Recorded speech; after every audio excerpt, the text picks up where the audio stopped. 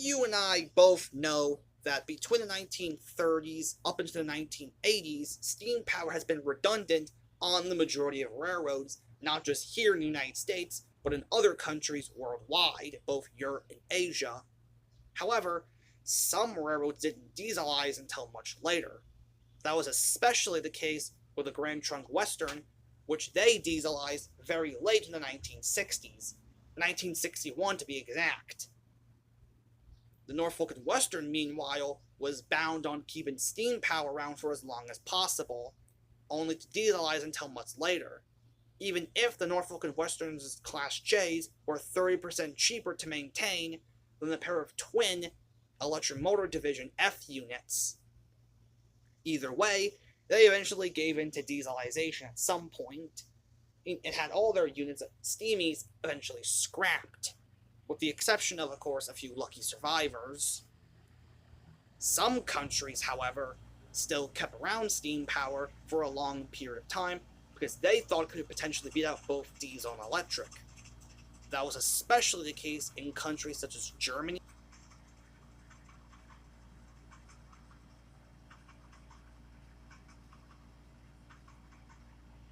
Japan,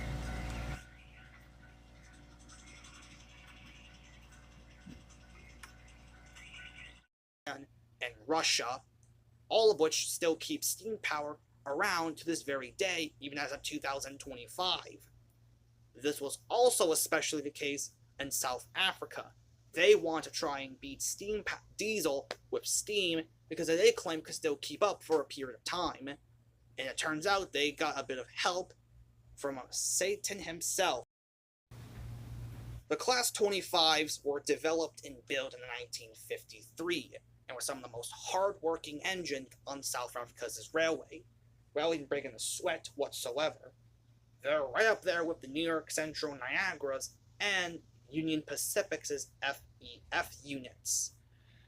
All three of which, of course, being 484 Northerns, and both sporting a pair of elephant ear smoke deflectors, and both the New York Central and Union Pacific's 484s sporting centipede tenders. The Class 25s, meanwhile, sport a very uniquely designed tender, somewhat reminiscent of the same tender designs that the Germans' Class 52s also sported too.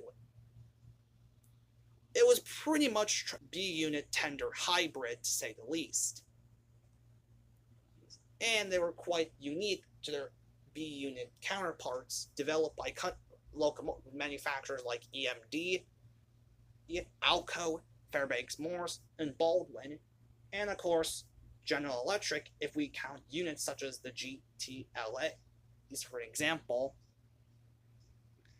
However, South Africa wanted to find a way to dieselize their railroads, replace it with both diesel and electric.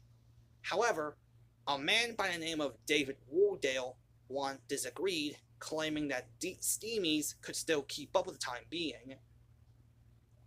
He chose Class 25, number 3450 as a test subject for this experiment. And of course introduced a new type of firebox design that he dubbed of the GPCS, a much more complex firebox design, more complex than your standard one, that is. He took the locomotive up to a trip to Salt River in Cape Town, and they spent the next 2 years giving the locomotive a new makeover. By February 5th, 1981, the locomotive was steamed up for the first time in review with the public, sporting an all-in bright red paint job and a very small pair of smoke deflectors. And let me tell you, it is a sight to behold of. It almost felt like a complete reference to the time where Germany painted 18201 in a sea of red between 2002 up until 2005. That right? The locomotive only wore that shade of red for less than 4 years.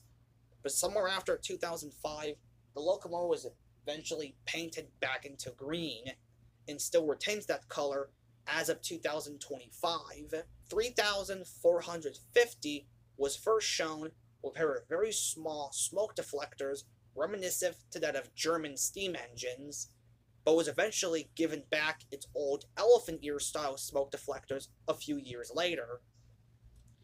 It was originally named L.D. Porter, named after an engineer with that name.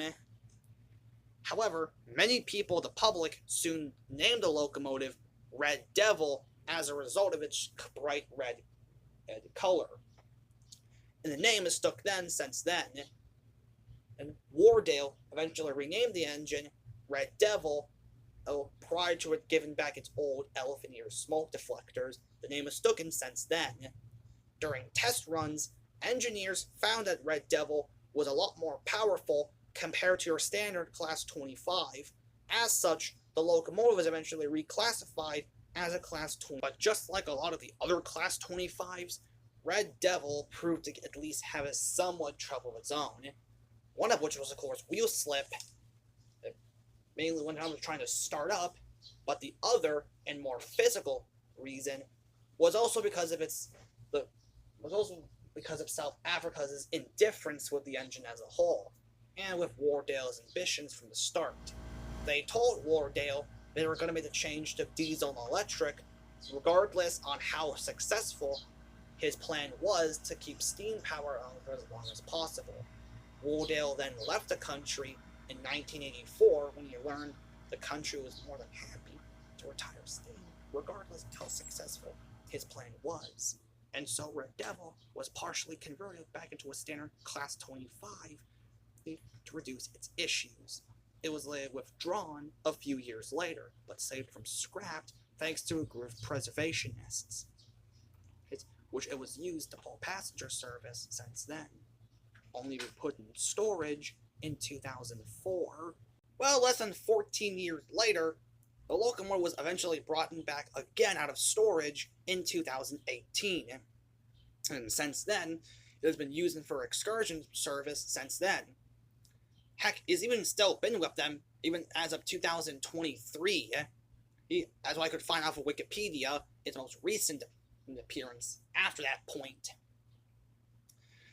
While probably not the last hurrah of steam power, it did, however, become the legacy of what David Wardale left off.